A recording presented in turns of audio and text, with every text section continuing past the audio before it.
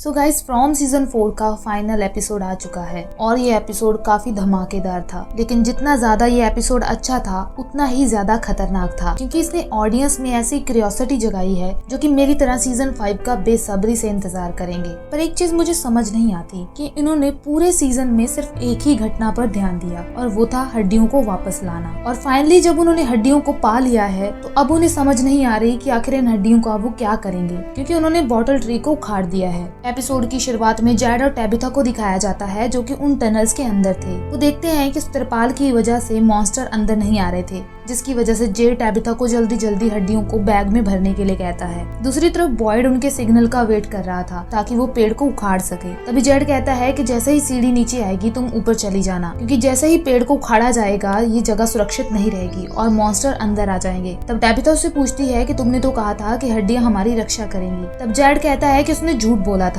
ये हड्डियां हमारी रक्षा नहीं करेंगी। अगर वो सच बता देता तो बॉयड उन्हें इस प्लान को एग्जीक्यूट करने की कभी परमिशन नहीं देता। टैबिथा को समझ में आ गया था कि आदमी साइको है जिसने अपनी ही जान को खतरे में डाल दिया था। उसे कहता है कि तुम अकेले ऊपर हड्डियों को लेकर चले जाना, वो उन मॉन्स्टर्स को रोकने की कोशिश करेगा। हड्डियां मिलने के बाद जेड ऊपर सिग्नल भेजता है, जिसके बाद बॉयड उस पेड़ को उखाड़ देता है। जैसे ही पेड़ हटता है सारे मॉन्स्टर अंदर आ जाते हैं। लेकिन एक बात अच्छी थी कि वो सनलाइट की वजह से उनके करीब नहीं जा पा रहे थे, जिसका फायदा जेड और टैबिथा ने उठाया। तभी ऊपर से एक सीढ़ी फेंकी जाती है। टैबिथा उस पर चढ़कर ऊपर जाने ही वाली होती है कि तभी अचानक वो सीढ़ी टूट जाती है और टैबिथा हड्डियों के साथ नीचे गिर जाती है। और अचानक देखते ही देखते अगले पल अंधेरा हो जाता है, जिससे उन मॉन्स्टर्स को टैबिथा और जेड पर हमला करने का मौका मिल जाता है। लेकिन लकीली जैसे ही वो उनके करीब जाने की कोशिश करते हैं तभी अचानक कहीं से एक बहुत बड़ा भूकंप आ जाता है, जिसकी वजह से सब कुछ हिलने लगता है और टैबिथा और जेड को वहाँ से भागने का मौका मिल जाता है। दूसरी तरफ उस भूकंप की वजह से पुलिस स्टेशन में विक्टर बहुत परेशान हो जाता है। कैनी आकर उसे संभालता है, लेकिन विक्टर बहुत परेशान होता है क्योंकि उन्होंने बॉटल ट्री को उखाड़ दिया था।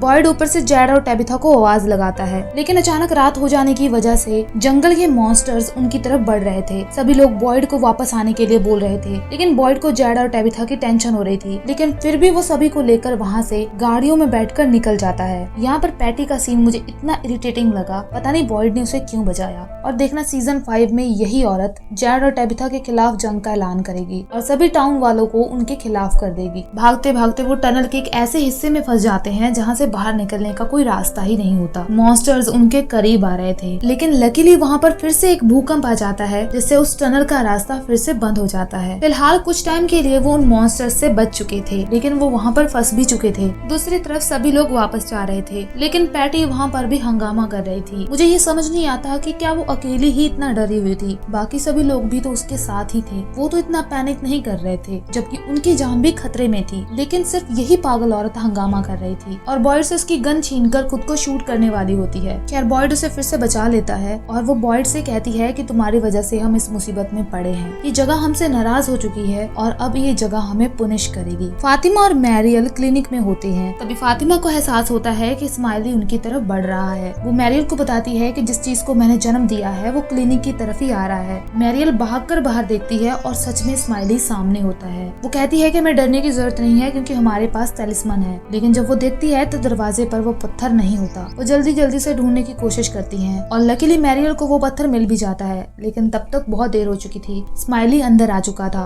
वो दोनों भागकर एक कमरे में जाती हैं। मैरियल फातिमा को बचाने की कोशिश करती है और एक चाकू उठा लेती है, लेकिन स्माइली एक ही झटके में उसका पेट चीर देता है, जिसके बाद फातिमा को इतना गुस्सा आ जाता है कि वो भी उन मॉन्स्टर्स की तरह चिल्लाने लग जाती है, जिसको सुनकर स्माइली कहता है कि इंटरेस्टिंग। अब शायद मुझे लगता है कि स्माइली के लिए भी ये चीज शॉकिंग थी, क्योंकि उसे भी नहीं पता था कि फातिमा जिसने उसको जन्म दिया है वो भी एक मॉन्स्टर बन रही है, और वो वहाँ से चला जाता है। तभी क्रिस्टी वहाँ पर आ जाती है और मैरियल की हालत देखकर बहुत ज्यादा परेशान हो जाती है। उसे बचाने की कोशिश करती है, लेकिन मैरियल को पता चल चुका था कि अब उसका बचना नामुमकिन है, इसीलिए वो अपना आखिरी समय उसके साथ स्पेंड करना चाहती थी। मैरियल के मरने के बाद क्रिस्टी बहुत ज्यादा दुखी हो जाती है। दूसरी तरफ डाइनर में एल्जिन और सोफिया बैठे होते हैं। सोफिया उसे एक मौका देती है अपने लिए काम करने का, बदले में वो उसे घर जाने का लालच देती है। लेकिन एल्जिन अपनी पुरानी गलतियों से सीख चुका था और इस बार वो उसके झांसे में नहीं आता, जिसके बाद सोफिया उसकी जान ले लेती है। अब जैसे ही यहाँ पर एल्जिन मरता है उसकी आंख और मुंह से खून निकल रहा था। क्या तुम्हें मिरांडा की एक ड्राइंग याद है? इसमें दो फिगर्स होती हैं, एक की बाईं आंख से खून निकल रहा होता है और दूसरे की दाईं आंख से। मुझे लगता है कि दोनों क्लारा और एल्जिन है। आगे जाकर तुम देखना जब सोफिया का काम पूरा हो जाएगा तो वो क्लारा को भी ऐसे ही मार डालेगी और उसके मरने का स्टाइल भी एग्जैक्ट ऐसा ही होगा। इसके बाद वो उसकी बॉडी को ठिकाने लगाने का काम क्लारा को सौंप देती है और खुद उन चमत्कारी पत्थरों को इकट्ठा करने चली जाती है। इसके बाद फिर से रोशनी हो जाती है। सीन शिफ्ट होता है हेनरी पर, जो कि भूकंप की वजह से सामान को इधर उधर बिखरा हुआ देख रहा था। तभी उसकी नजर पड़ती है बुलेट्स पर। तब डोना उसे बता देती है कि विक्टर के पास एक गन थी जो इस वक्त शेरिफ स्टेशन में है। मुझे ये समझ नहीं आता कि डोना को ये बताने की क्या जरूरत थी कि आखिर गन कहाँ पर पड़ी है। ऊपर से उस हेनरी का दिमाग खराब हो चुका था। उसको लग रहा था कि दिन बदलकर रात कैसे हो सकता है, इसीलिए ये सब फेक है। लेकिन डोना उसे समझाने की कोशिश करती है, लेकिन वो बैल बुद्धि है, उसको कुछ भी समझ नहीं आ रहा। बॉयड जब क्लिनिक पहुंचता है तो उसे पता चलता है कि मैरियल की डेथ हो चुकी है और वो जाकर क्रिस्टी को संभालने की कोशिश करता है। लेकिन क्रिस्टी बहुत ज्यादा रो रही होती है, जो कि बहुत ज्यादा दर्दनाक था। बाहर बैठे फातिमा और एलिस भी उसके दर्द को महसूस कर रहे थे। तभी अचानक पेड़ के उखड़ने की वजह से चीजें बदलने लगी और उस पेड़ के अंदर से लाल बिजली निकलकर आसमान में चली जाती है, जिससे पूरा आसमान लाल हो चुका था और बिजली से कड़क रहा था। तभी बॉयड और बाकी सभी लोग बाहर आकर देखते हैं कि आखिर आसमान में क्या हो रहा है। अब उन्हें पूरी तरह समझ आ चुका था कि पेड़ को उखाड़ने का उनका फैसला कितना गलत था। कॉलोनी हाउस में भी सभी लोग उस आसमान को देखकर डर रहे थे। तभी जंगल में गए हुए लोग वापस आ जाते हैं। डोना उनसे टैबिथा के बारे में पूछती है, जिसका उन लोगों के पास कोई जवाब नहीं होता। जूली और ईथन ये देखकर बहुत ज्यादा परेशान हो जाते हैं कि उनकी माँ उनके साथ वापस क्यों नहीं आई। सोफिया बारी बारी से सभी जगह पर जाकर उन टेलिस्मन को इकट्ठा कर रही होती है। उसी दौरान हेनरी स्टेशन आता है, गन उठाता है और वहाँ से निकल जाता है और कैनी को उसकी भनक तक नहीं लगती। ईथन अपने घर में बैठा होता है और अपनी मॉम के वापस आने का इंतजार कर रहा था और वहीं आसपास खिड़कियां हिलने लगती हैं, वहाँ के बर्तन हवा में उड़ने लगते हैं। तब सभी लोग डरकर बाहर आ जाते हैं। ये सीन बिल्कुल वैसा था जैसा जिम की मौत के टाइम हुआ था।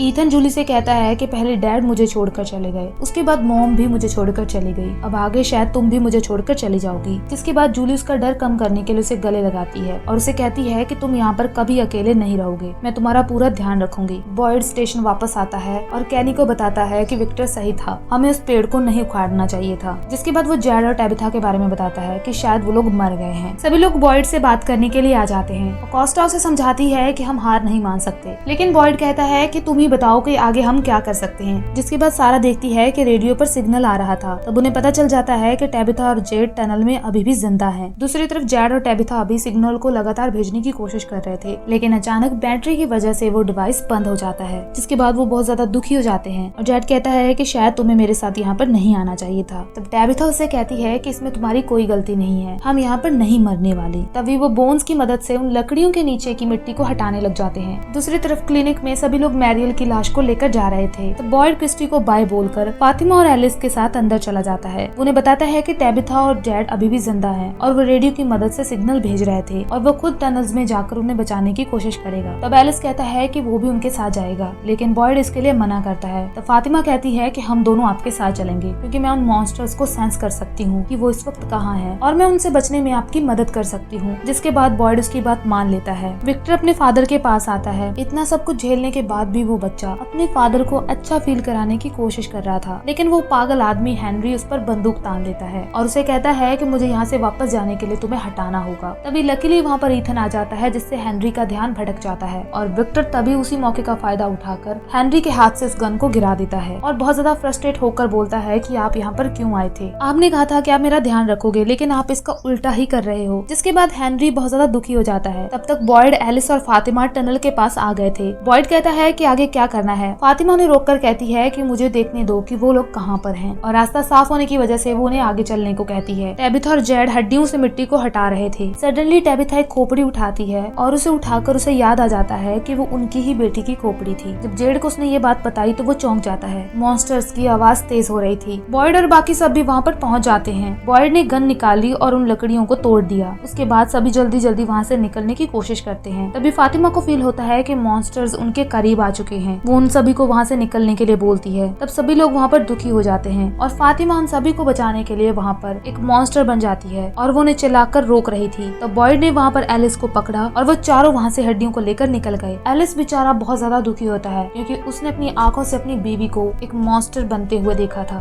दूसरी तरफ सोफिया जंगल में बॉय एंड व्हाइट से मिलती है। वो बॉय एंड व्हाइट से कहती है कि तुम काफी बड़े हो चुके हो। बॉय एंड व्हाइट उससे कहता है कि उनके पास इस बार हड्डियां हैं, तुम इस बार जरूर हार जाओगी। तब सोफिया कहती है कि अब कोई फायदा नहीं है, क्योंकि उन्होंने बॉटल ट्री को उखाड़ दिया है और वो कहती है कि मैंने उनके लिए ऐसा ट्रैप प्लान किया है कि वो उससे कभी बाहर निकल नहीं पाएंगे। इसके बाद वो सभी पत्थर्स को फॉरवर्ड फॉरवर्ड ट्री में फेंक देती है और इसी के साथ ये एपिसोड और ये सीजन खत्म हो जाता है। इस सीजन में सबसे ज्यादा बात की गई है बच्चों की हड्डियों के बारे में। अब उनके पास हड्डियां हैं लेकिन वो किसी काम की नहीं है। आखिर ऐसा क्यों है कि पूरा सीजन हड्डियों को निकालने में लगा दिया लेकिन अब वो किसी काम की नहीं है? क्योंकि वो हड्डियां पूरी नहीं है। जैसे कि हमें पता है कि रिचुअल में 8 बच्चों की जरूरत थी। भले ही एक बच्चा बचकर वहाँ से निकल गया था लेकिन वो कभी टाउन से बाहर नहीं निकला होगा और जाहिर सी बात है कि उसकी हड्डियां चैम्बर में तो नहीं होंगी। उसकी हड्डियां कहीं ना कहीं टाउन में जरूर होंगी और टेलिस्मन पर भी 8 फिगर्स दिखाई गई हैं। सोफिया ने भी क्लारा को कंफर्म किया था कि ये जगह रिचुअल से बनी है और यहाँ पर तुम क्या करते हो ये मायने नहीं रखता, बल्कि ये मायने रखता है कि तुम उसे कैसे करते हो। जैड और टेबिथा को सिर्फ 7 बच्चों की हड्डियां मिली हैं, लेकिन 8वां बच्चा गायब है और यही वजह हो सकती है कि ये रिचुअल अभी तक पूरा नहीं हुआ। यानी 8 बच्चों की हड्डियों की जरूरत है लेकिन एक बच्चे की हड्डियां अभी भी गायब हैं। दूसरी चीज ये है कि वो इन हड्डियों का क्या करेंगे जब उन्होंने ट्री को ही उखाड़ दिया है। लेकिन बॉय इन वाइट के कॉन्फिडेंस से ये लगता है कि अभी भी उनके पास यहाँ से निकलने का रास्ता बचा हुआ है, वरना वो सोफिया को ये नहीं कहता कि तुम इस बार हार जाओगे। वो कहता है कि उनके पास हड्डियां हैं, यानी ट्री को उखाड़ने की वजह से ये टाउन सजा तो भुगतेगा लेकिन अभी भी उनके पास यहाँ से निकलने का एक रास्ता बचा हुआ है और वो है लेक ऑफ टीयर्स। ईथन भी अपनी बातों में उसी लेक का जिक्र करता था और मुझे लगता है कि लेक ऑफ टीयर्स तक पहुँचने का रास्ता भी गुफा से होकर ही जाता है, क्योंकि टेबिथा जब टनल्स में गई थी तब उसने भी वहाँ पर पानी देखा था और जैड ने भी अपनी मशरूम ट्रिप के दौरान उस टनल में एक स्पाइडर को देखा था। शायद लेक ऑफ टीयर्स का रास्ता कॉलोनी हाउस के बेसमेंट डोर से होकर जाता है जो कि अभी तक खुला नहीं है। मुझे लगता है कि अगर ये लोग उस पेड़ को ना उखाड़ते और उन हड्डियों को उस पेड़ के अंदर डालते तो वो सीधा लेक ऑफ टीयर्स तक पहुंच जाती, क्योंकि ये ट्री हमेशा टेलीपोर्टेशन का काम करते हैं। शायद इन हड्डियों को लेक ऑफ टीयर्स में डालने के बाद उन बच्चों की आत्माओं को शांति मिल जाएगी और ये कर्ज भी खत्म हो जाएगा। हमें पता है कि इस टाउन में 2 ताकतें आपस में लड़ रही हैं, अच्छाई और बुराई, और इस चीज का सबसे बड़ा एग्जाम्पल ये एपिसोड है। क्योंकि जब जैड और टेबिथा वहाँ से बचकर निकलने की कोशिश कर रहे थे तभी अचानक दिन से रात हो जाती है, जिससे मॉन्स्टर्स को उन पर हमला करने का मौका मिल जाता है। लेकिन तभी अचानक वहाँ पर कहीं से भूकंप आ जाता है, जिस भूकंप की वजह से जैड और टेबिथा वहाँ से बचकर निकल पाई। भले ही सोफिया ने वो सारे चमत्कारी पत्थर उस ट्री में फेंक दिए हो, लेकिन वो पत्थर कहीं नहीं जाएंगे बल्कि टेलीपोर्ट होकर वो जंगल में ही कहीं पर गिर जाएंगे, क्योंकि एक बार विक्टर ने ईथन को दिखाने के लिए एक पत्थर को इस फॉरवर्ड ट्री के अंदर डाला था, लेकिन वो पत्थर टेलीपोर्ट होकर वापस जंगल में ही आ गया था। सो गाइस, मुझे लगता है कि वो पत्थर कहीं नहीं जाएंगे बल्कि वो टेलीपोर्ट होकर जंगल में ही कहीं अलग अलग जगह पर बिखर जाएंगे। अगर टाउन वाले इन फ्यूचर जंगल में कुछ सर्च करने जाएंगे तो शायद उन्हें वो पत्थर वापस मिल जाएंगे। और अभी भी एक पत्थर क्लिनिक में बचा हुआ है जिसे मैरियल ने उठाकर उस कमरे में लगाने की कोशिश की थी और वो वहीं पर गिर गया था और अभी भी उनके पास बचने का एक चांस बाकी है। और मे बी अगर वो पत्थर ना भी हुए तो फातिमा उनकी रक्षा जरूर करेगी। लेकिन मुझे लगता है कि सीजन 5 में कुछ लोग जरूर मरेंगे। आपको इस बारे में क्या लगता है मुझे कमेंट सेक्शन में जरूर बताना। अगर आपको मेरी एक्सप्लेनेशन पसंद आई हो तो वीडियो को लाइक और चैनल को सब्सक्राइब जरूर करना।